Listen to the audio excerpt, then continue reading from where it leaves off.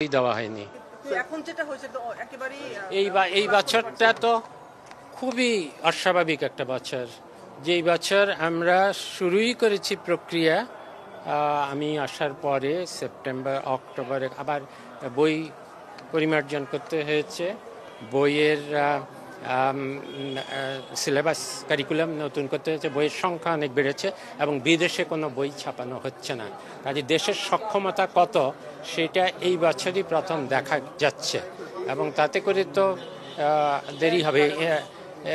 আমাদের কিছু যেমন এই বছরই বোঝা গেল যে সবগুলা গোডাউন যেখানে সব আর্ট পেপারগুলো জমা ছিল সেগুলো সব উদ্ধার করার পরও দেখা গেল যে দেশের ভিতরে আপাতত কিছু ঘাটতি আছে।